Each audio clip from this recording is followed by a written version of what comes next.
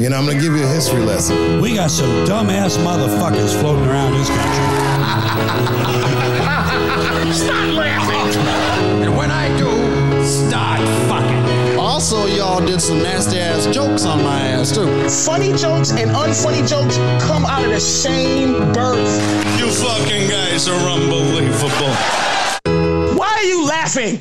Evening, everybody. Welcome to another episode of Why Are You Laughing, a history of comedy podcast, where every day I wonder if we just called it the History of Comedy Podcast, if it would make more sense to people. But here we are. It'd be a lot easier. Today I introduce to you the great Adam Carolla. We did an episode about the Man Show a few months back with the great Vinnie Paulino. So we talked about, that sort of era of Adam's career. But, the more I thought about him, he's a very interesting guy. And we talk about a lot about radio. We talked about, Howard Stern and O&A and Ron and Fez. But Carolla kind of has that sort of loyal following and an interesting place in the history of comedy, in my opinion. So we will get into him. I cut you off, Craig. What did you say?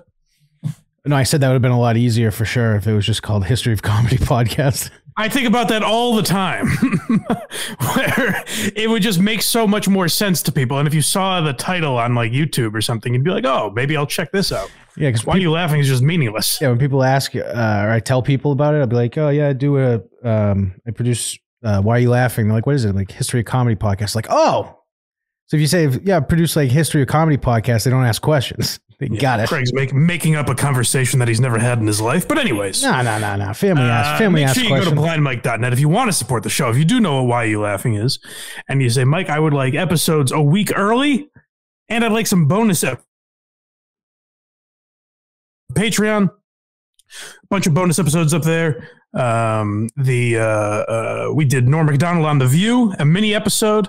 We did a Pablo Francisco mini episode. We've done Opie versus Jim, a very long 2-hour episode. The Pelican Brief, Joe Matarese Part 2. All of those are on the Patreon, as well as by the time you're listening to this, I believe the Tucker Max episode will be up exclusive on Patreon as well.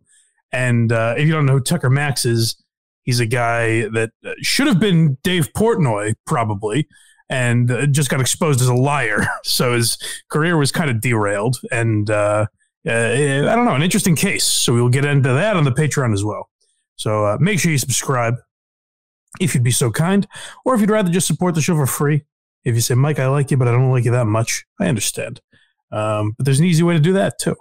Spotify, Apple, YouTube, Google, wherever you get podcasts, all of those links are at blindmike.net. So if you're looking for the Patreon, you're looking for our merch, you're looking for our free links, blindmike.net is the easiest place to get all that. You'll find all of those links and more, I guess. All right. Now that business is taken care of. We talked about Carolla, and I think it was while we were talking to Vinny about it at some point, while we were getting into the careers of all four guys that hosted the Man Show, it dawned on me that at some point, all four of them will probably have to do an episode on for varying reasons. But Carolla is the most... It's hard to say the most interesting of the four because all those guys have had crazy careers. But Carolla, to me, is a very interesting case where... he started, it's not dissimilar. I've mentioned, it feels like every episode for the last few about the older guys that, fought in wars and ththings. And Carolla didn't have a life, anything like that, but he did live a life. Like, he played football. He was like, an All-American football player. He had, construction jobs and all. Well, he was a boxing trainer. We'll get into all of that. But he was like a real guy before he officially got into comedy. And I think that's what's made him relatable to the audience that he's built. Much like Cumia.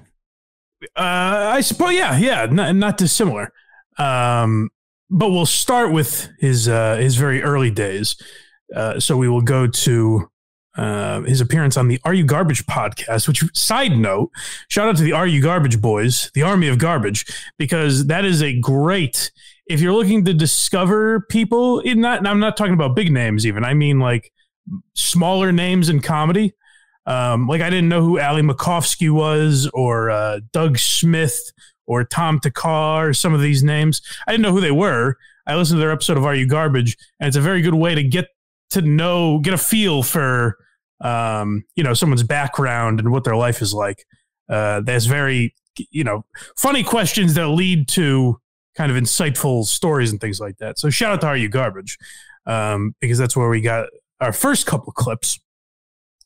And the first one involved, it is something, as I went through more and more interviews, I realized Carolla has talked about this a couple places, but I didn't realize it until his AYG appearance.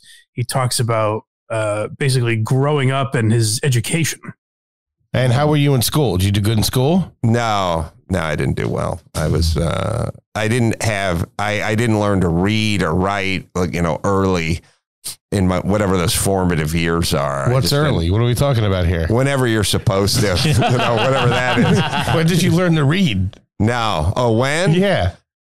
Ostensibly when I got into show business. Like, really? Yeah. What are you, Sling Blade? What the fuck? Shit. Holy shit. Yeah, we had now to you wrote French a book? fries. The fuck? You're writing books? Yeah. It's That's quite fucking crazy. Well, I went, I missed out on traditional school from 0 to about the 5th grade is when I entered like a conventional. Is this public because the mom school. was hippie-ish? Yeah, my mom was hippie-ish. Okay. And so it was kind of a hang back, free to be you and me, kind of communal, like went to school in the house. I would have never pegged you for any of this. Did nothing. Well, my dad was from Philly and, sort of straight, normal or whatever. My mom was kind of California hippie. Mm-hmm. And so we ended up in this community school, like, it's just someone's house in Silver Lake. And we just threw dirt clods and made stuff out of clay. There was no learning. There was no books. There's no anything. And then at some point that just kind of all dried up. And I ended up just going across the street to Colfax Elementary. It was just a regular. Your mom put you in school. Yeah. She put me in the one I could walk to, Okay. And so I entered in the 5th grade and I didn't know anything. I was like a Crocodile Dundee walking through Manhattan. I never heard that. And I know a lot of people, I've heard a lot of people that have listened to Carolla religiously say now in 2023, it's a lot of the same stories that you hear over and over again. So I'm sure if you listen to his radio show or his podcast, you've heard that story a bunch.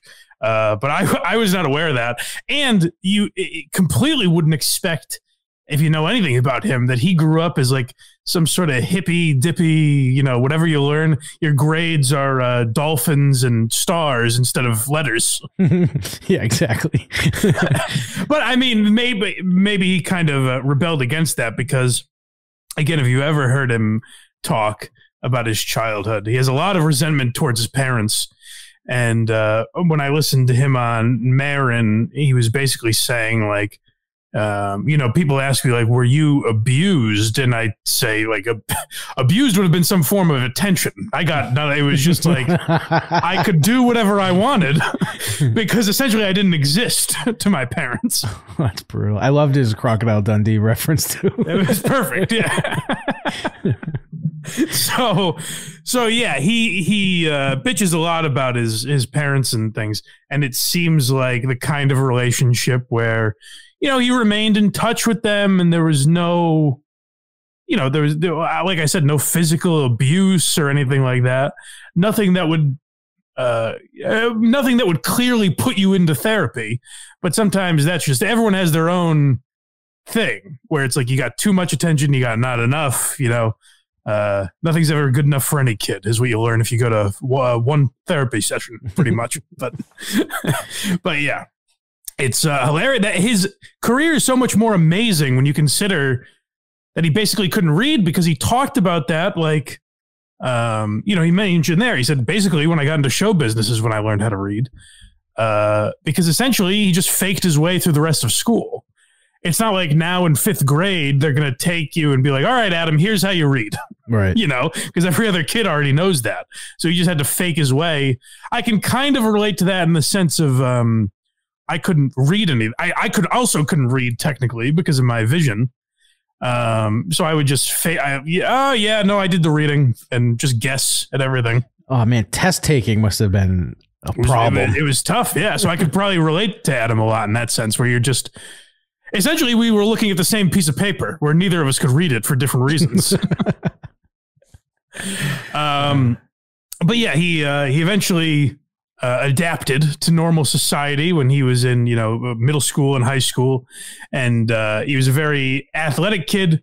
If you know anything, again, if you know Carolla, obviously he hosted the Man Show. He's a bit of a man's man, and he talks a little about his football career here. I wasn't really much of a partier. I wasn't a troublemaker. I was just kind of kept my head down, played football. Okay. Like sports. What position? Good at something. I played linebacker and guard as well on the offensive side. And I was good. Like I got all Valley. And there you go. Some scholarships, but. But pause for 1 second. I just want to apologize because I believe I called him an All-American earlier. It's much different. He was good for the town he was in. Yeah, he was good in one county. Let's continue. Oh, I was like, I could have maybe even Alabama wouldn't take it. I was not being recruited by Alabama. I was, UC Davis or Cal Poly Pomona, places. Holy like that. shit! That's wild, man. Marshall, actually. Really? There you go. But that was, a short period of time after the plane crash. And the entire team was decimated. They needed human beings. They just needed bodies. That is so funny. Just patchwork. If you can walk, come to Marshall.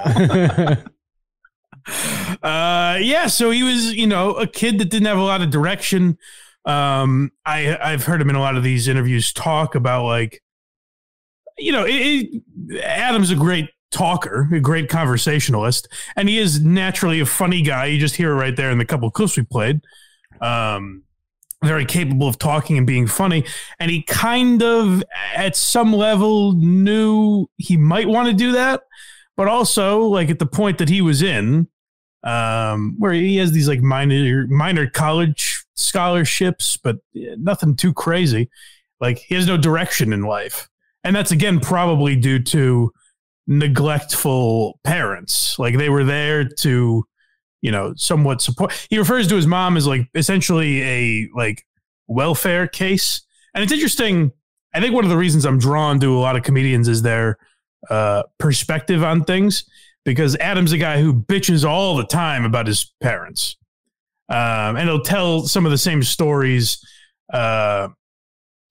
He tells one story where he has two shows. He has Crank Yankers and The Man Show, both on Comedy Central at the same time. And there was a family, the family had gotten together for some occasion, and his mom just got something in the mail about upgrading, from the cable company, saying she should upgrade to cable. And he said his mother, in all earnestness, says, "Can anyone think of a reason why I should get cable?" And Adam's like, "I have two shows. I can think of two." So, but his perspective, that's what I was saying, was he can bitch about that constantly, but also he still had the perspective to say, it was her mother that never pushed her to do anything that kind of caused her to do that. She was able to just not have to work when she was very young and things like that. So he was kind of, sympathetic is probably too strong, but at least understanding of why she was like that. And I think a lot of comedians have that sort of perspective that makes me kind of like them. If you've ever listened to the Blind Mike Project, you're probably aware that people who are not self-aware bother me. So I like people who somewhat are, at least. He definitely.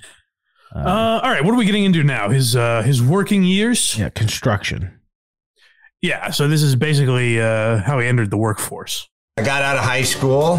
I decided not to go to college, not because I wasn't highly sought after as a student. When you pull a 1.75 GPA at North Hollywood High, you have every place from Stanford, Yale, vying for your attention.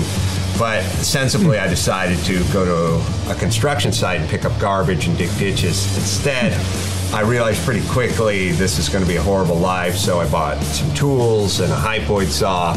And my foreman told me if I bought a pickup truck instead of the motorcycle I was riding, he would pay me another $1 an hour. So I got a pickup truck for $1,100. It was a Mazda pickup truck that had 2 bar stools where the bench seat used to be, like literally bar stools bolted in, and an 8-ball for a gear shift knob, I remember. And I was on my way. Yeah, so he was, he had a real man's job, and he would do shit like that, like carpentry and construction and that sort of thing. Basically as a means of paying his bills, and he would do essentially whatever he could, whatever odd jobs kind of fell into his lap, and that's how he paid his rent. But something I didn't realize was, I think he references this in the clip. I was one of the people that kind of just thought he was like a rags to riches story. Like he was a cockeyed optimist who never had any intention of getting into showbiz and lucked his way into it. I didn't realize the kind of early background he had and sort of dedication he had into getting into stand-up or sketch comedy, which I believe is our next clip, right? Talking about the Groundlings. Yeah, and this might be a first for this program, having this program being played. Yes, we're talking about, just get through it, folks. We have Brendan Schaub and Brian Cowling asking poignant questions and getting good answers. So let's not, gawk in amazement. Let's just try and get through it. Did Groundlings, right? Yeah, I did Groundlings. I don't, people have this sort of weird cartoon version of me, which is like, I'm just some thug that came off the construction site, like kind of knuckle dragging, just kind of blue collar douchey guy who has some sort of homespun witticism. Yeah. Like they look at me as like a sort of comedy savant, but it's like, but kind of like Rain Man with comedy. Yeah. But the reality is I was at the Groundlings when I was like 21, 22. I went all the way through the Groundlings. After the Groundlings was done with me, because I didn't make it into being a Groundling, I went off and helped start a group called the Acme Theater. Oh, wow. I didn't know you helped start that. I was at the Acme Theater 2 or 3 names before it became Acme. Damn. Like we were like the Two Roads Players and the whatever, answering an ad in the back of the drama log that my girlfriend found. And then I built the Acme Theater that was on Lancashire, which is now turned into something else in NoHo, back when they were trying to get like NoHo off the ground. So I had this real training in improvisational comedy, but no, everyone thought I just was a construction guy who was like funny, kind of off the cuff. But when I got into radio, and the reason I progressed so quickly as soon as I got into radio is because I had all this training. Yeah, and so there's a couple things there. First of all, like I said, I was one of the people that he's talking about there, where I thought he just met Jimmy Kimmel by accident and was off to the races. But no, it took him a lot of years. He was very persistent. And that's the interesting thing about radio is the best, in my opinion, I've heard enough people say this that I think there's some truth to it. The best training for radio is listening to and understanding radio. Like Carolla's a guy who grew up listening to, he says like talk radio, but then he kind of clarifies it and says like, just even like morning DJs and shit like that. I don't think he was listening to Rush Limbaugh at a young age, but like, in the 90s he listened, and 80s and 90s he listened to Howard Stern and shit like that. And in a weird way, that's the best training, because you start to understand how conversation flows and timing and things like that. And so, I think that's the sort of thing that allowed him to be good at improv, and then his improv training in turn allowed him to be good in radio. And the other thing too that he doesn't mention there, but he did start stand-up as well at that time. Like he would do open mics and stuff. And then I think when he started to blow up, kind of just abandoned stand-up until he went back to it, years later without any sort of an act. So for all intents and purposes, he didn't really get into stand-up until he was famous. But he did. I think Seth Rogen has kind of a similar story where like he technically did do stand-up early on, but you wouldn't call him a stand-up in his young years. I think Seth Rogen definitely, he did not stick with it in between, but when he first started, there's footage of him when he was real young doing it. Right. And right. And just some of these guys get so famous at another thing, like Adam Carolla got, very big, huge on TV and things where it's like, well, you weren't really even a stand-up yet, so you don't have time to continue it. Right, because even Rogan, when he did news radio and stuff like that, he stopped doing it really, and touring and all that, until he could, got famous and rich enough that he was like, I'll do what I feel like. Right. All right, so now I believe we're at the point where I did know this story, but I didn't realize his background. I thought we're at the him meeting Kimmel, right? Yep. So I was kind of under the impression that Jimmy Kimmel just hired him as a boxing trainer. Because like I said, he would do construction. He would also do other odd jobs. And one of those things was give people boxing lessons. And I thought Kimmel just hired him, but this is the story of how they actually met. I got into comedy because I was working as a boxing instructor. Boxing instructor. Adam Carolla can fight. I could box. And that's what I used to do for a living. And when I was doing it, I was listening to the radio one day, and they're having one of those morning show boxing matches where they're like, the sports guy, who was Jimmy Kimmel, is going to be fighting the maintenance guy, Michael the maintenance man. And we need trainers, and we need equipment, and we need everything. I was just driving my truck, and I was like, oh man, I got to get in on this. Because I wanted to check out radio, because I always wanted to do radio. So I just drove over to the radio station, and I just banged on the door, and I said, I'm a boxing trainer. And they said, well, hold on. And I just stood out there in the hallway, and at some point, Jimmy came out, and he said, what's up? I said, I'm a boxing instructor. He said, when do you want to start? I said, let's get started today. And we got started, and I made friends with him. He lost the fight. He was no good at boxing. All we did was sit around and drink Snapple and talk about comedy.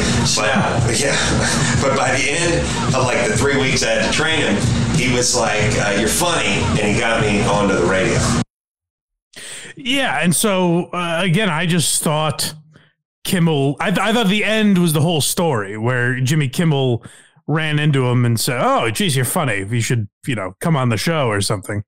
And they were off. But I didn't realize how persistent Adam was in that endeavor. And it's very weird to think how different his career would have been if, and not even to say if he didn't get that opportunity, if it was just some other opportunity. Because he's so connected to Jimmy Kimmel. Like the way that he came up is a lot of through, in large part through opportunities that Jimmy Kimmel helped present him, basically.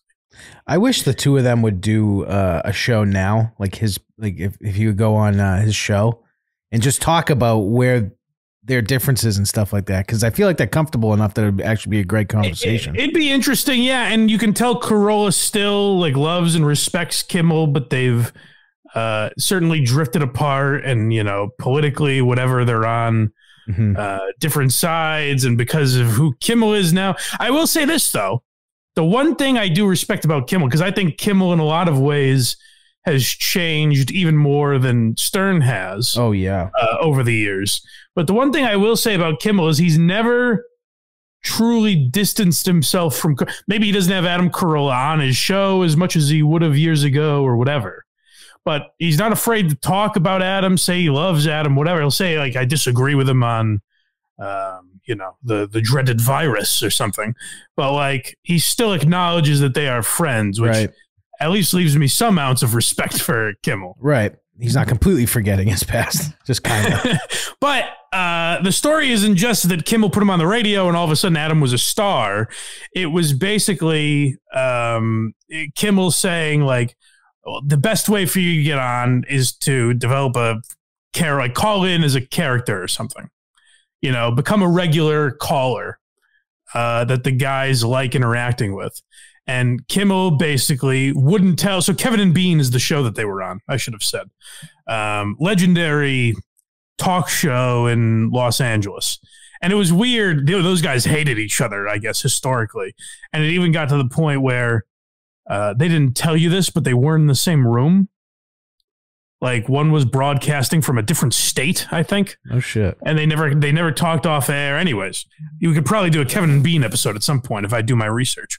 But yeah, so the Kevin and Bean show, Jimmy was the sports guy, and he's like, "Listen, call in as a character. I'll make sure you get on, but I'm not going to tell them, hey, this is my buddy Adam, because it's going to be unfairly judged. I'll just make sure you get on the air." And Carolla was like, "Well, I don't really do characters." And Kimmel was like, "Well, do something. You got to think of something." And Carolla would start calling in as this Mr. Burcham character, who was like a woodshop teacher who, couldn't relate to the modern day kids. So basically it was Adam Carolla using a slightly higher pitched or deeper voice than he would usually use. But yeah, it was this character that became very popular on the radio, and that caused Adam to kind of have a place in that world. And then him and Kimmel started working together more, and that partnership developed. Before I get too far ahead of myself, what's our next clip? Loveline. Okay, yeah. So we have plenty of ways to go before we get to Loveline. Actually, no, that's not true, because I forget Loveline was a radio show first. Most people know Loveline as the weekly MTV show, but it was also a radio show and ran much longer as a radio show. And it was on K-Rock, the same station that Kevin and Bean were on. And so basically, Dr. Drew was a physician that people thought would be good on the radio. And they said, hey, we'll have you answer these sex and relationship questions. But there aren't always smart decisions made in radio. But very wisely, someone said, well, there's got to be someone with him. It can't just be Dr. Drew droning on about, medicine or therapy. So he has to have kind of some comedic relief. And this was the idea that Dr. Drew had. You were doing that character, and that was hysterical. And they actually gave you a shift on Saturdays, right? Yes. And I used to time my nursing home rounds with his breaks, so I could hear Burcham talking to some of these young callers, because it was pretty funny. And then you came up as Burcham on Loveline, or were you? Yes, you? Yeah, I did an entire episode in character on Loveline as Burcham, and then not as funny as when the Aquabats stayed in character to do the Loveline show in 1998. That was hysterical, but almost as good as that. And some TV producers showed up and announced they were going to do a show, and they were just going to do it. Whoever wanted to come along, go ahead. And I was like, all right, interesting. And Ricky said no. And they went, who co-host now? I had no idea. And I was out running one day. I could show you the spot I was in. I thought of Adam. I thought, I wonder if that guy that does Burcham, I bet that guy could do this. He had like a vision of you while jogging through Pasadena. Yeah, so Dr. Drew just heard something in Carolla. Like, he liked his weekend show and would hear him on Kevin and Bean. And he's like, maybe this guy would fit well with me. I think he's funny. So literally just being a call, that's something that's gone now. That'll never happen. No. Just a caller to terrestrial radio, getting a career like Adam Carolla's, like that's not going to happen. Never again. But that's kind of wild. You'll hear stuff like that from the old days. It's, to a much smaller degree. I remember like Joe Beningo was a guy that called WFAN in New York all the time. And he ended up being their overnight guy and then their midday guy. I think he was in afternoons for a while. I can't really remember when Francesa left. But obviously, probably 1% of the career Adam Carolla has had. But just interesting that there used to be a time like that is now gone, especially because, podcasts have taken over for radio. Those are national things and they don't take calls. Like there's not as much fan interaction with, 99% of podcasts the way that there was with radio.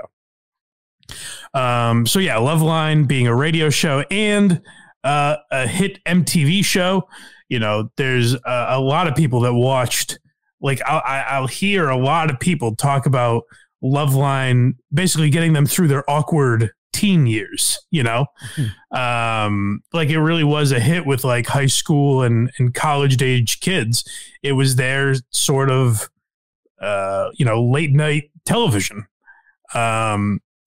So that was definitely, that definitely had a great impact on Adam's career. Also, not that far after that, like him and Kimmel are writing these scripts together and coming up with different ideas.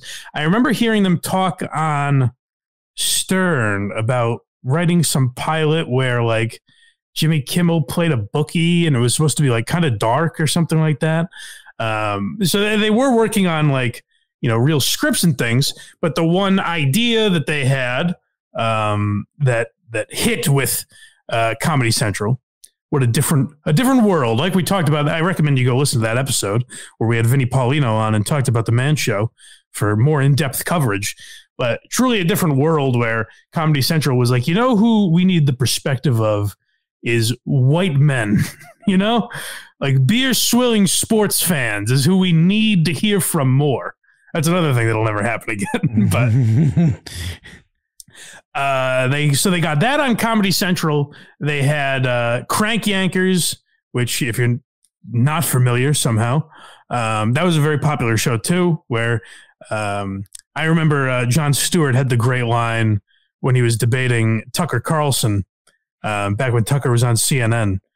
And, Jon Stewart was essentially saying that like Tucker kind of had a responsibility to his audience to give them like real news coverage. And Tucker said like, well, don't you have the same responsibility? And Jon Stewart said, my lead-in is puppets making crank phone calls. So, it's amazing that the Daily Show ever got taken as seriously as it did. But yeah, Crank Yankers was from the minds of Kimmel, Carolla, and another partner they had, Daniel Kellison. So things are fucking cruising. This guy that was in construction 5 years ago now has 3 hit shows on cable television. So a pretty wild run for a kid that couldn't read, like that is pretty incredible. And he does owe a lot of it to Kimmel. Oh yeah. For sure for Kimmel kind of taking him on that ride. The other interesting thing that I found about their careers is like, it's very rare that you see a guy or two guys come from radio. Like for whatever reason, radio guys only fit radio for the most part. Like a lot of them, obviously there are exceptions to the rule, but like a lot of radio guys don't even transition to podcasting. I know. You know what I mean? Like Todd Pettingale tried to podcast and it bombed miserably. For whatever reason, a lot of people that get into radio are only able to do terrestrial radio. It's very strange. But Kimmel and Carolla were able to break that mold because they were just, basically regular guys and very funny. Is our next clip still involving Loveline? Is that the breakup? Yep. So they did it for about 10 years from 95 to around 2005. And then Adam left, and people I at least according to Adam, people sort of made it seem like he was the bad guy in all of this. This is another story I had never heard as to why him and Dr. Drew actually broke up on Loveline. At the end of my tenure there, we're on, let's just say 150 markets, and Drew's paycheck had pause 1 second and just go back a little because I don't want to miss any of that. But for anyone that doesn't know radio, 150 markets is insane. In like almost the whole country. they're in 3 cities in every state, essentially. So that's pretty fucking wild. Also being on MTV at the same time, just to give you a little perspective on how big that show was. We're on, let's just say 150 markets, and Drew's paycheck had gone up tenfold. Wow. And I don't know what he was making exactly when he showed up, but if he was making $100,000, he was now making $1 million. Yeah. For a nighttime. This is a shift where people are routinely paid $30K a year to do this overnight shift. But I believe much in part because of me and because of the success of the Man Show and things like that, we're able to get 150 markets and get paid. Yeah. Well, I see why you said don't take your eyes off him. Yeah. You know, this guy's going to get you to the promised land. I think now, at the end, when their contract came up, probably about 9 years in, they said, all right, we'll come back with a new contract. And here was their new contract. Their new contract was, Drew, you get paid the same. Adam, you go from $1 million a year to 275 or something of that. And it could have been 310. Yeah. That was the deal. And of course I said, why am I taking a huge haircut? And Drew's getting paid the same. And, it should be favored nations or I'm the guy who basically built a lot of this. Yeah. Why is it that I'm being punished? And they said, well, that's the deal. And I looked for more elaboration on this because I wanted like both sides to the story. I was like, that seems a little odd that just all of a sudden they'd quarter Adam Carolla's paycheck for some reason. I couldn't find any more elaboration. Like if you guys know more than I do, please send it in. We'll clarify it on a future episode. But it does speak to just the shittiness of radio in general and the way none of it really makes sense. Where I'm guessing what happened was at some point they could afford really only to pay one of the guys. And so they just said, hey, we're going to, Adam comes from nothing. So maybe if we offer him $250,000, he'll just take it, Right. And it shows you how people's perspectives change over the years because Adam was a guy, making no money, just doing what he could to scrape by. And all he wanted to do was be on the radio for even like a Saturday shift was a great achievement for him.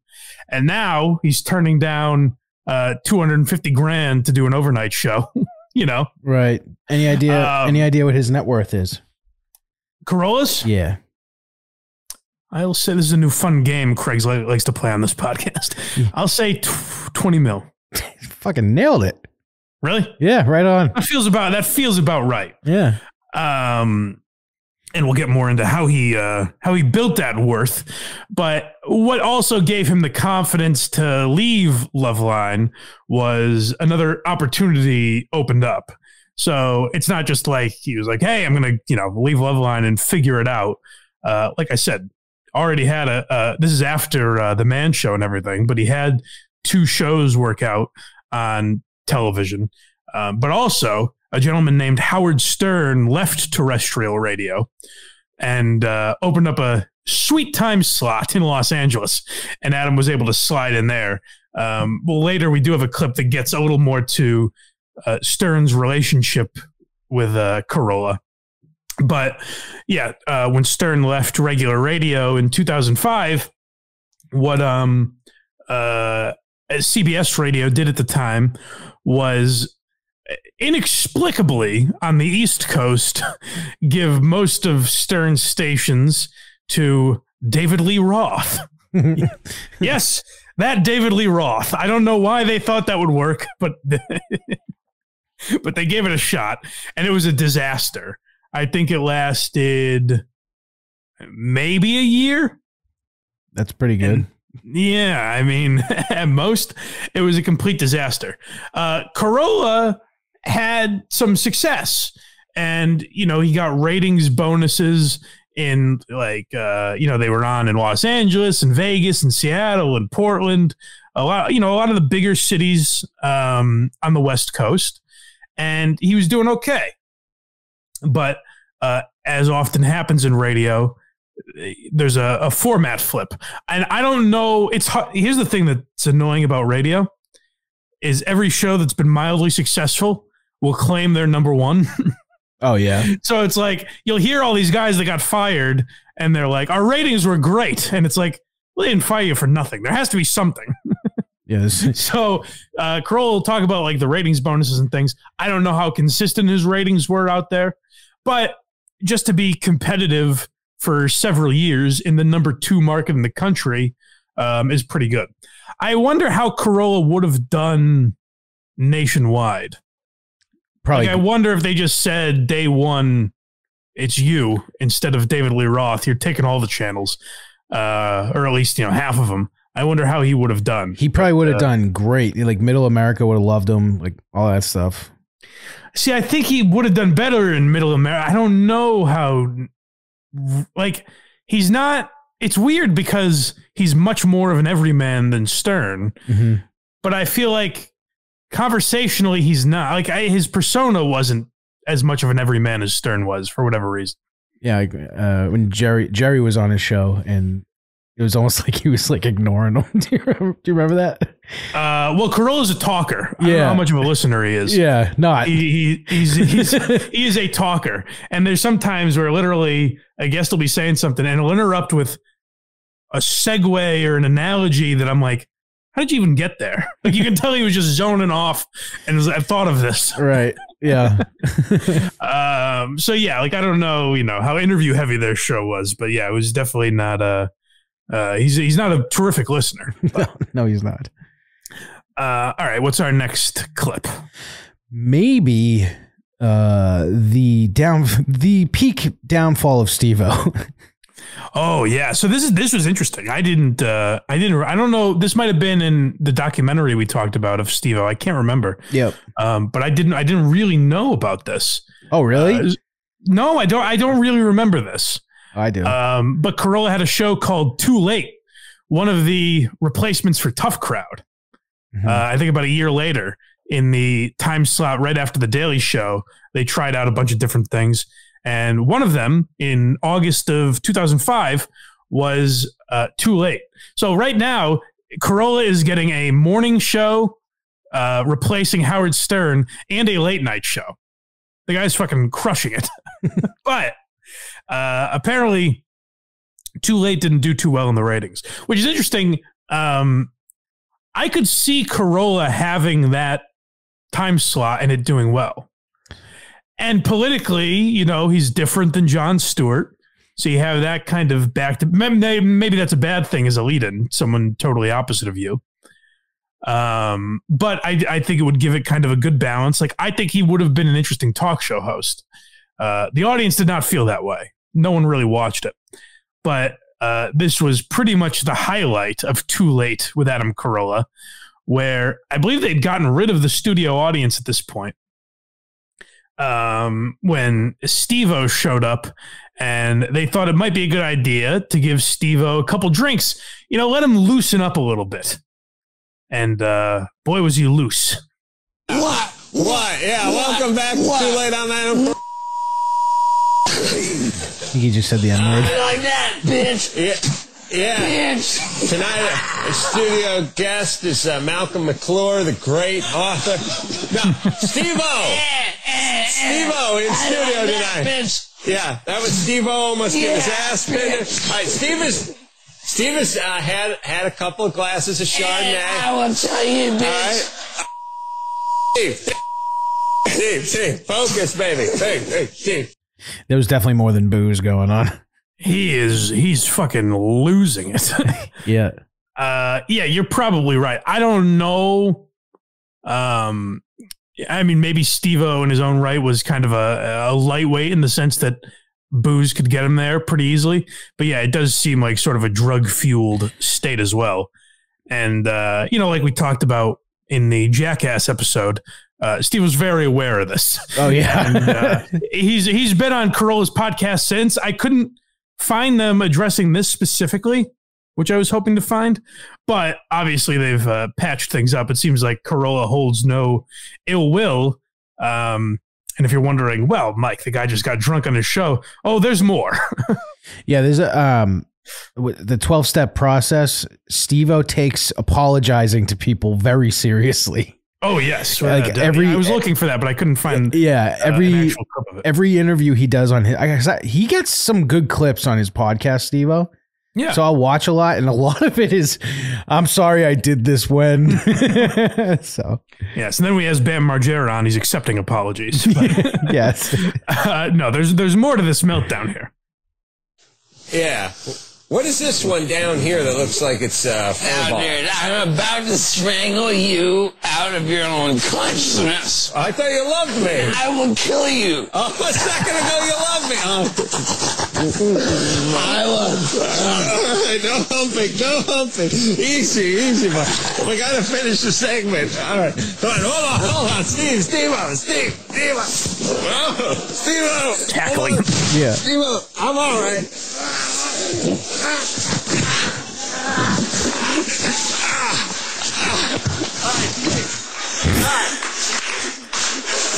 Adam Carolla saying I'm all right is so awesome. Ready to take some phone calls? Come on. You No, know. let's take some phone calls. Oh, okay. Oh, my mic flew off, so I got to use this thing. All right, this is great. I feel like Geraldo. No, Steve, don't break me, Steve, that was a rental, Steve. I like that. That was a rental. All right, Steve, hold on a second. Here, I'll tell you what I think we should do. Yeah. I was going to take some phone calls, Steve, but you're not playing. You're not playing along. I But don't Steve, play. if you can mind your P's and Q's, I don't play. we can take a couple of phone calls and do a TV show. I don't play. Otherwise, you're just going to take a break and call security. I don't play. All right. I You don't play. All right, so we'll get security. Jesus. I mean, that's more, Steve-O there is more incoherent than like homeless people I've heard on the radio. Oh yeah, no, that's heavy drugs. That's not booze. That's belligerence. Yeah. And Carolla's in such a tough spot there because he wants to come off, like his persona is like the laid back, cool guy, likes to tip a few back, all that. He's a men's man. Mm-hmm. And so he doesn't want to come up off as this like uptight square, but he's also trying to run a show. So he's like, I can't berate him right now, but I also have to get him to calm the fuck down. Yeah, Steve-O's acting like a child that was told he can't have chicken fingers for dinner, and he's throwing a fit. It was pretty wild. And they said that was the highest rated episode of his show. Oh, I don't easily. understand how. Well, here's the thing about TV back then. I don't understand how that works. So it's a half-hour show. People don't have time to tell you about it. Like, how do you? So that, how do the ratings work? Where people are just like, "Oh, Steve-O's having a meltdown." So back then, this would happen in wrestling a lot too, where you would see spikes in ratings because people would be like, "Holy shit!" and they'd start calling everyone they knew and tell them to put it on. Oh, really? Yeah. See, I guess I just don't remember that, so I don't have any concept. Oh, I remember that too, but that was also not quite peak Jackass, but on its way. And so Steve-O was huge. Oh, for sure. Yeah, I think the first movie had just come out. Yeah. So yeah, that's like Steve-O on the way to the height of his fame. Correct. So yeah, pretty brutal for Steve-O, but also the show never took off. It only lasted like 4 months or something like that. Which is a bummer. But yeah, it's I think Carolla could have been that's sort of the opposite of Bill Maher, I think. Although I think Carolla is one of these guys that because he has opinions, not dissimilar, in my opinion, from like Rogan or Dave Portnoy, where like because he'll give his opinion on certain topics, people are like, oh, he's a right-wing nut. Where it's like, I don't think Carolla's overwhelmingly political. I think the last 3 years have driven some people in a certain direction. And I think maybe Carolla has fallen into that. But even before 2020, people would call Adam Carolla right-wing. And I think it's just like, yeah, some of the opinions that are not popular that he's very vocal on would lump him into that category. But like, if you listen to his show on a daily basis, you're not. I don't know that you're going to get hammered with political talk. You don't get hammered with it, but it comes up for sure. Oh, for sure comes up, but that's why I say like Rogan is similar and Portnoy is similar. Correct. Similar. Like they'll address issues that people are talking about. And sometimes it's not the opinion that, the media would want it to be. So they get lumped into this right wing, hold for some reason. Well, I think that's right there is the difference between, because other than that, I think that's a perfect analogy, except for the fact that Carolla typically, I don't know if ever, will have one of those Portnoy pleasing the left comments, Right.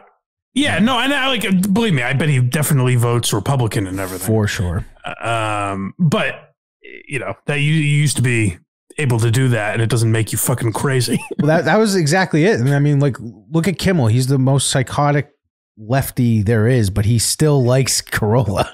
Yeah, and well, that's the thing too, is like, so Kimmel doesn't necessarily have that. I think with certain segments he does, but Kimmel doesn't have that label when he's become much more political than Carolla. That's 1,000% fact. Yes. Yeah. So that's where it gets a little weird, but let's keep going. We got podcast.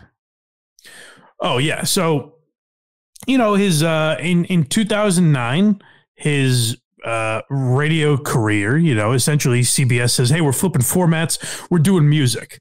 So what I believe happened, what I'm assuming happened, is that Carolla was making a shit ton of money. I believe he was making, it was over $1 million a year. I think it was like 1.1 million a year or something like that. So he's making $1 million a year as the morning show host. My guess is what happens is radio stations look at it in 2000, I believe this is 2009, and they say, well, should we pay a show $1 million to be number one, number two, maybe number three in the market? Or should we pay a morning show virtually nothing to be, eighth in the market? You've seen that happen in Boston. Oh, yeah. Where they're like, with Kirk and Callahan, hey, is it worth it to have these guys a lot of money, be in trouble sometimes, and have the number one ratings? Or is it worth it to have a shit product, but we don't have to pay anything? So that's the spot that radio was in, even in 2009. And Adam Carolla had unbelievable insight into what he should do next. Were nice enough just to tell me, you had a couple weeks off. And actually, now that I think about it, it's weird because I was thinking we must have mentioned it a few weeks before we went off the air, but I realized we only had 2 days to give people a heads up because we only mentioned the show or the station was being flipped on the Thursday before the Friday we went off the air. So we said on Thursday, tomorrow will be our last show. So what I did is I got in a few, we're going to start a podcast to my audience. But I didn't hit it too hard because I didn't really know what a podcast was. And I wasn't like, I didn't know, I wasn't. Well, we've determined it's radio for gays and blacks. Right. So I didn't know what to do. So I shoved in a couple. Don't cancel Chris Hardwick again. It's a reference to earlier in the conversation. It's a great line.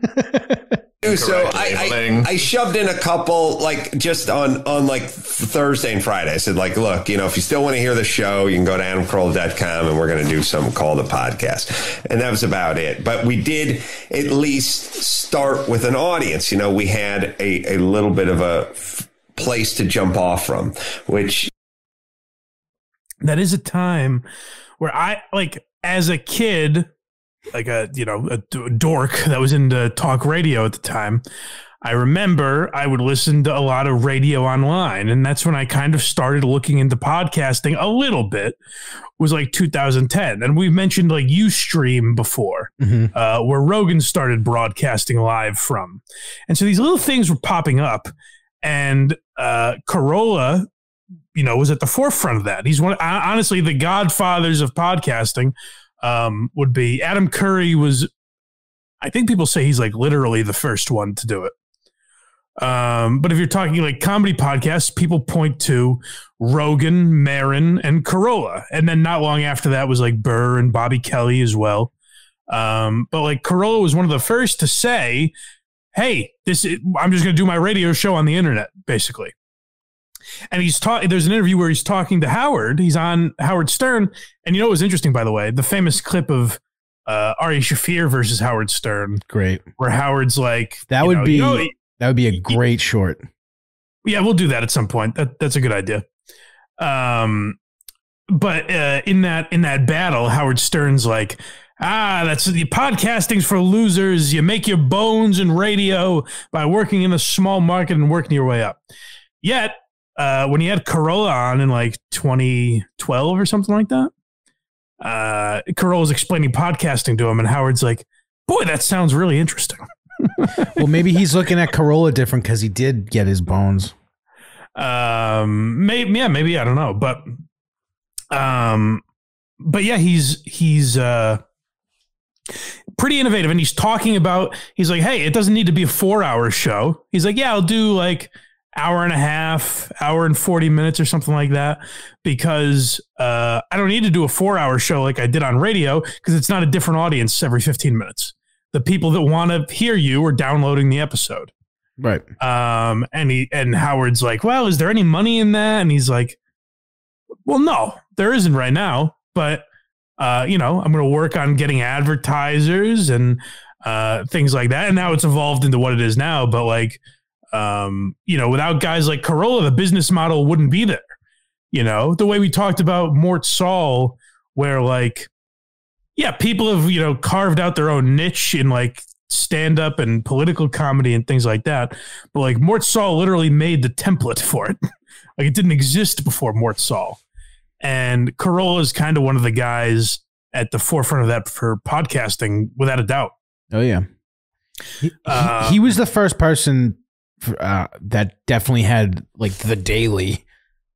Oh, and still like one of the only, which is weird to me that hasn't taken off more, where people are like, yeah, every day, 3 times a week. People will do like 2 times a week. Mm-hmm. But I'm surprised there's not more daily shows. And the reason for that might be simply that there's so much content now. Like every podcasting fan is a fan of several podcasts, for the most part. Mm-hmm. Where it's like, oh yeah, I listen to all the comedy podcasts, or I listen to a bunch of true crime podcasts or whatever. So it might just be that everyone has enough content where they don't need a daily show. But I'm surprised there haven't been more people. Obviously, that's what the Kirk Minahan show was for a while. But other than that, there haven't been a lot of examples of guys that tried 5 times a week. Yep. Jerry does now. We used to do 4. That's true. You know what? There might be more political. The politics. Maybe in politics. The comedy, like the O&A feel type stuff. No, definitely. I can't think of one. Right. Yeah, you're right. Probably in politics it exists more. But politics, it's pretty heavy. Show. Yeah, exactly. But they're not even set up like the political ones aren't set up like radio shows and stuff. They're not loose. They're very segmented, like a news broadcast more than a radio show. What's next? We have Allison Rosen. Oh, so we're already getting into a controversy. Well, we're stepping. This is where my order gets a little choppy, so we might go back and forth a little bit. But this is the big Allison Rosen controversy that Carolla faced. So originally, he brought his staff from the radio show over, and then at some point he brought in Allison Rosen to be the newswoman.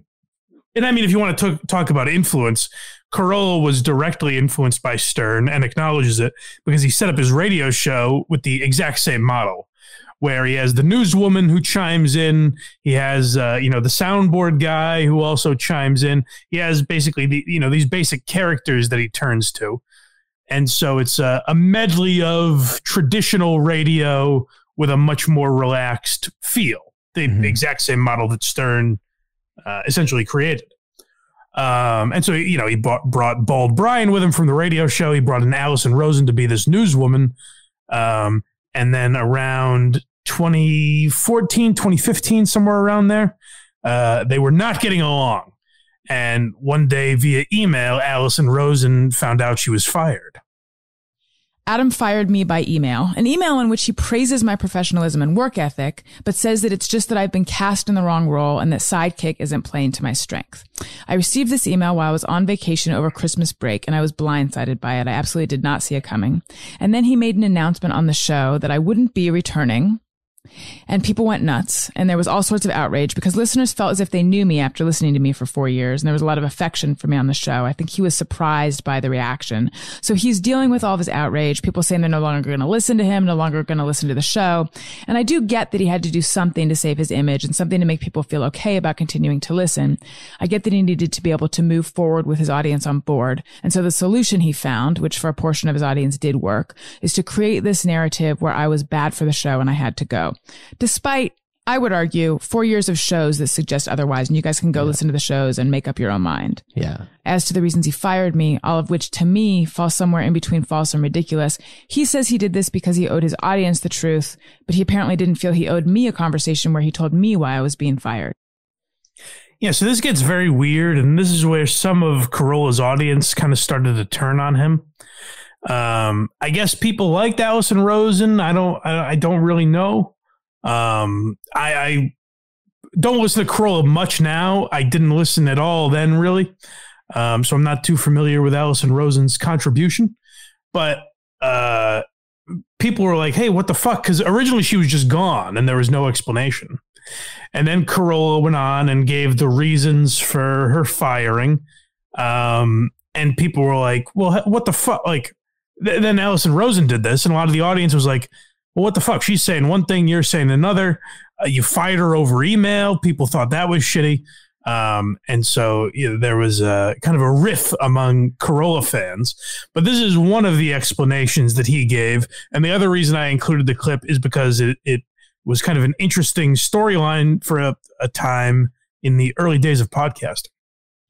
Patent troll. That happened. That was a big deal. Yes. We fought the patent trolls. And we said, all podcasters, we need to circle the wagons. And we need to get Marin on board, and we need to get Rogan on board. And everyone under the Carolla digital family will put their Amazon earnings in to a pot so that we can fight off the patent trolls. The bill was about $650,000. When Allison was told of this, she said, absolutely not. I'm not going in on that. And then I said, all right, don't worry about it. We'll just go on the air and move past it. And she stopped and said, no, not going in on that. And I said, I heard you. It's fine. Come on the air. Now, it was very uncomfortable, if you could imagine the position I was in, to sit here and have you say, boy, it's great to see Rogan and Marin and everyone jumping in and fighting the patent trolls. But the person to my right, the person that was on my network, the person that was having a profitable podcast said, absolutely not. And so she said that was like not true or exaggerated. It was a very weird scenario. And I'll get to two different things about that whole controversy, whatever you want to call it. First of all, if you're not aware what the patent troll is, there was a guy, there's a thing called patent trolls where essentially people sit on or, act as vultures over some of these patents. And so someone will claim a patent on podcasting and basically claim that they invented it for all intents and purposes. And so this guy did because he knew it was essentially an easy way to get money. It would never hold up in court that, every podcaster now owes this guy some sort of stipend as the inventor of podcasting. But what this patent troll does is he's aware of that and knows that these guys aren't going to want to go to court in some long, drawn-out thing. And so basically he's looking for a settlement is essentially what it is. And Adam Carolla was one of the leaders of guys saying, well, we're not going to allow that, basically. And they asked their fans for donations, and they put a lot of their own money into it, and they were fighting this patent troll. So that was an interesting thing. And what's weird is I heard a lot about it early on when, Those guys were fighting against it. And then I never really heard anything. As someone who does a podcast, I don't have to pay anyone. So good job, boys. You did it. You fought the good fight and won. But I never heard much about the end result of that or anything. I just can't believe it's been that long since she left the show. I remember that being a pretty big deal. It was a big deal, yeah, with the audience. And so here's another thing is I remember I listened to this saga as it played out. Like I said, I didn't listen a lot during the Allison Rosen era, but I found out about this and got interested in it. Mm-hmm. And another thing I remember Carolla complaining about, because she says in the clip that we heard, these sort of claims fall somewhere between false and ridiculous. One of the ones that I'm assuming she found ridiculous was that he released a book during this time. And was it a book or a documentary? I forget. It might have been the Paul Newman documentary that came out. I can't quite remember. But whatever it was, he said, Adam said that a lot of people congratulated him on the book, and she didn't. And I was listening to him explain this, and I was kind of like, well, that seems awfully petty. But I think what it basically boiled down to was they did not like it. They didn't get along. And I think Carolla basically said, I don't want to do a show with someone I don't like, more or less.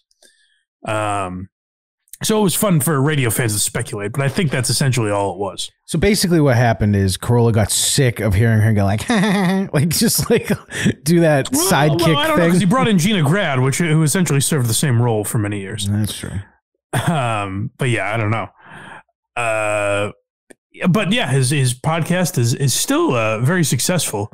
I think he's sort of our boys over at WATP did a Carolla episode a few months back and kind of broke down the main critique of the show was that it's gotten very monotonous and Carolla just tells a lot of the same stories that he's been telling for 15 years. Mm-hmm.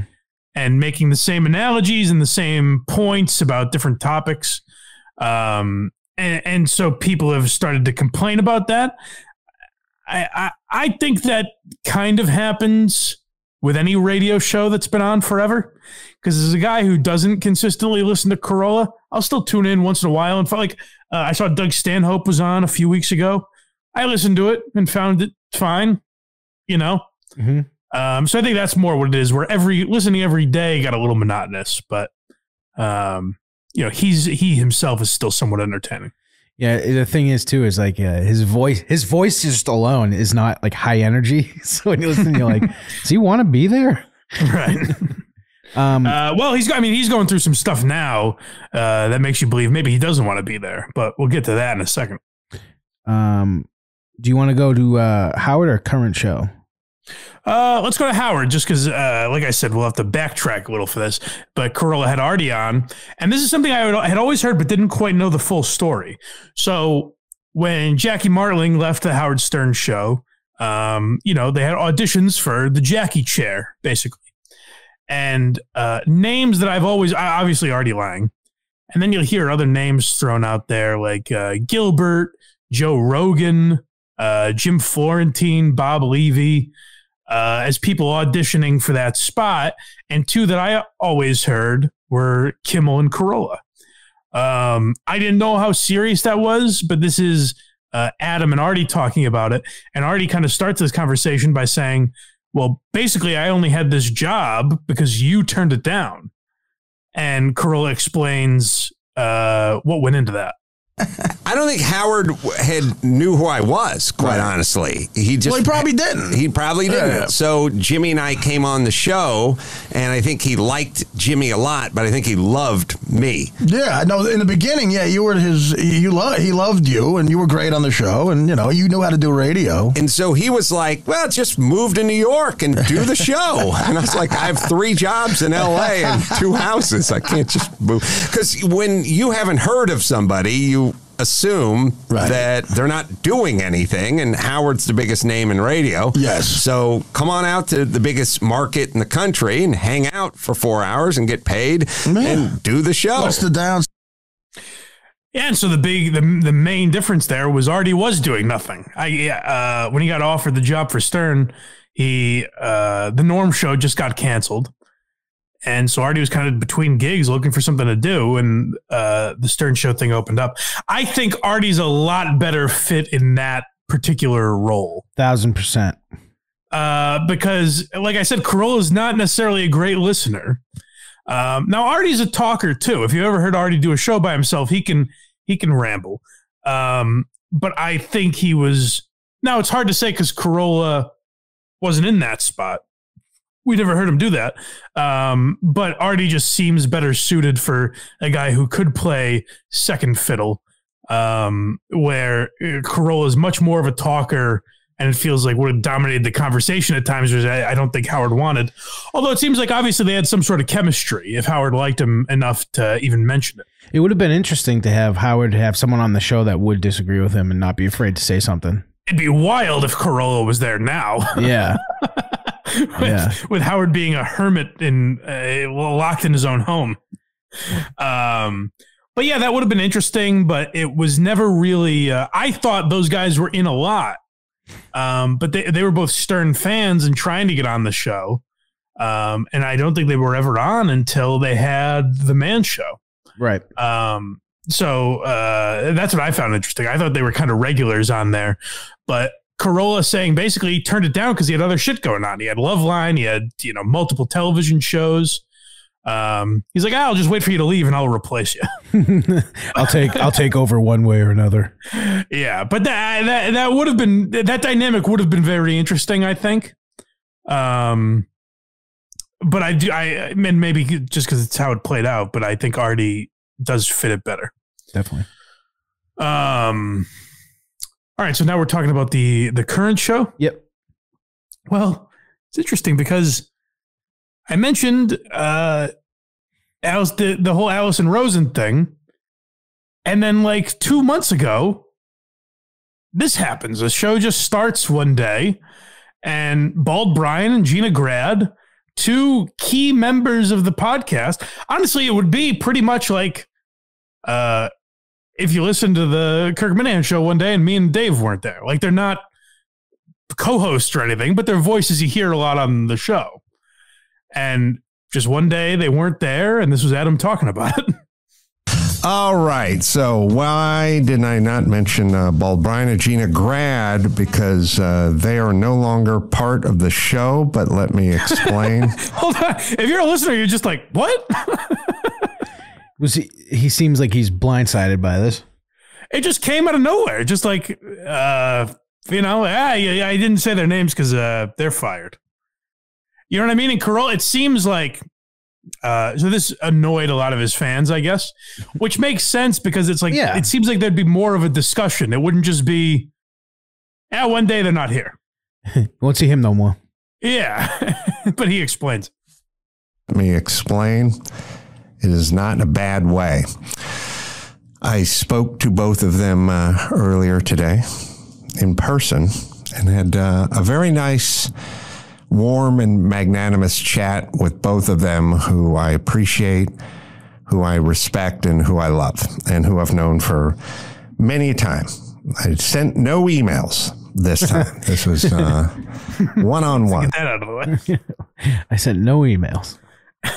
And it's not, it kind of reminds me like Stavros, and it's in the complete opposite way because Stavros chose to leave. But like Stavros Halkias left Come Town, which was a very successful podcast, just put a statement out one day on Twitter. And they didn't do a last show together or anything. And it's weird, like Bald Brian was with him for 20 years, like 15 years. Yeah. They were together forever, and Gina Grad was part of that show for a long time. So it's weird to just one day and he goes on this long speech about how he's thinking about moving, and obviously they wouldn't go with him. He's going through a divorce right now, so the speculation is basically because of the divorce that he's going through, he couldn't afford them anymore. That's basically what it boils down to, which is perfectly fine. Like, it's not in our fucking business, his finances, right. But it's weird to do that type of show. That's the point I was making was like if Kirk one day, if me and Dave weren't there and it was just an empty room, there'd be some explanation. It wouldn't just be like, yeah, they're fine. It's just different now, like. He'd talk about how he hates us and just decided to clean house. Right. You know, it's weird on that sort of format to not feel like as a fan you're a little more in the know. You know, I also think that's an odd thing to bitch about for fans. Like, I think if you ever go on Reddit, fans have a tendency to think they're owed more than they are. But it is weird for a talk show where these guys, the three of them, talked every day on these issues. And one day Adam's just like, yeah, they're gone. Anyways. Anywho. How long ago was that? This was like a month ago. No shit. This was the start of January. So 2 months ago, I guess. Yeah. But yeah, very, very strange. But as a whole, Carolla is definitely a guy I admire, is a guy that loves like talk radio and that sort of format. He's one of only a handful of guys that has kept that model going in podcast form. So I respect him for that. I think he's a genuinely very funny guy. I also think you have to respect the fact that the guy couldn't read and now is a best-selling author. He also, this is something else he did for the last like 10 years or so, was basically he started making documentaries. Like he made a Paul Newman documentary. He made a movie called Road Hard, which is basically about the life of a traveling stand-up comedian. So I don't know how he has Mangria, which is his own brand of liquor. So he has his fingers in a lot of different pies. And he also he not only does the show 5 days a week, the Adam Carolla show. I counted, I think, like 10 or 12 podcasts that he does every week, because it's 5 episodes of the Adam Carolla show, 3 of Adam and Dr. Drew, which they've started. It's essentially Loveline with no direction. It's like them just talking rather than taking phone calls or anything like that. Mm-hmm. So he does 3 of those a week, and then he does some like basically like true crime kind of a show. I forget, there was 1 or 2 others. So the guy he's always working. Doesn't he have he has a construction TV show too, doesn't he? Or he did? I don't know if that's still on the air, but that was also very popular. To Catch a Contractor. Yes. And it's a great idea. Yes. It's basically, if you've ever heard people bitch about contractors or you've dealt with it yourself, and like, essentially, this guy's screwing you. Basically, you would bring Adam Carolla in, and he would the contractor would have to explain to you why they're charging you what they are or what the delay on their work is. And it's a pretty good idea for a show. It's great. I don't think it's on the air anymore. I think they brought it back for a while, but I'm not sure if it's still on. Well, if he's going through a divorce, he might make a comeback.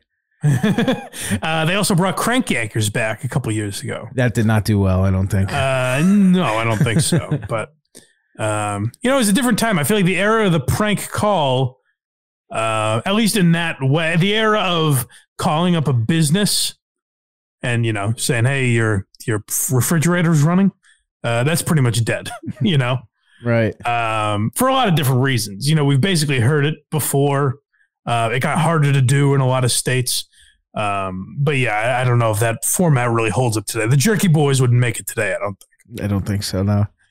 But anyway, shout out to Adam Carolla. I'm sure we missed a lot. As I always say, particularly with these living guys, let me know whatever I missed. And if there's enough, maybe we'll do a part 2 someday. But I hope you guys enjoyed it. I hope I did Adam Carolla justice. And we'll get back with you guys next week. If you want those episodes early, if you say, Mike, I don't want to wait a week, I need it now, well, then go to the Patreon. You get episodes a week early on Patreon, as well as the bonus episodes that I mentioned earlier in the program. And the easiest way to find the Patreon is at blindmike.net. And, if you're not ready to subscribe, check out all the free links there and support us that way with 5-star reviews and the like. And for Craig, if you enjoy Craig's contribution on the program, then make sure you go to verygoodshow.org. That's where all of his stuff is. We will talk to you guys next time on Why Are You Laughing? All right, we're still recording. There's a Norm clip. Oh my goodness, I'm a fool. Oh, you guys get a little bonus here. I let you do the the outro just in case you didn't want to play it. A little post plug bonus here for you guys. How could I forget? A great segment with Norm and Adam Carolla. This was when Norm was on the Adam Carolla show years ago, and they were talking about how dark some of Kenny Rogers' lyrics are. And they were talking about The Gambler and how it takes a real turn. It's the coward of the I'm sorry, not The Gambler, the coward of the county. They'd call this kid Yellow in the neighborhood. They'd say he's a coward. And then the song takes an unexpected twist that if you're not listening carefully, you might not notice. He's basically telling him, don't make the mistakes I made. Don't be a tough guy. You'll end up in the joint. You don't have to be fight to be a man. Right. All right. Which is true. Until. There's someone for everyone. And Tommy's love was Becky.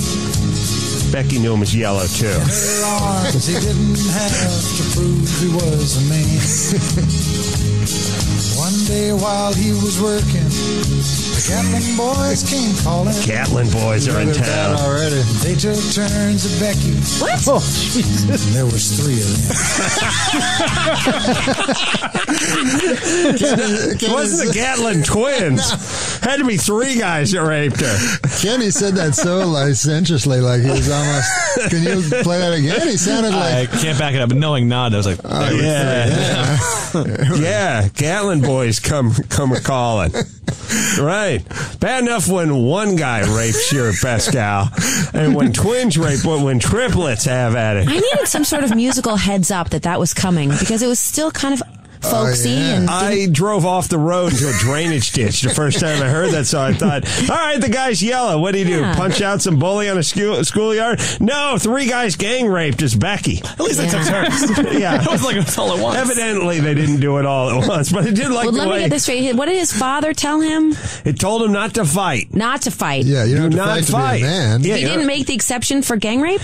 I don't think his dad in his wildest imagination could have worked the Gatlin boys into the scenario. Or it could be that his dad, maybe killed somebody that gang raped his wife. And that's why he was in prison. That's how he was born. There was probably like an addendum to his last message that he never could get out, which is unless the Gatlin boys come a-calling. Yeah. I love hearing Norm laugh that hard. It's very rare. Me too. Yeah, I noticed that. That was like one of his hardest laughs I've heard. And you could tell he loved that because I've heard him bring that up other places. Right. Like after that appearance, I heard him bring up Kenny Rogers mentioning the Gatlin boys. And there was 3 of them. So that was a hilarious segment I thought we should pay homage to. But I've already told you guys where to go. blindmike.net. And we will talk to you next time on Why Are You Laughing?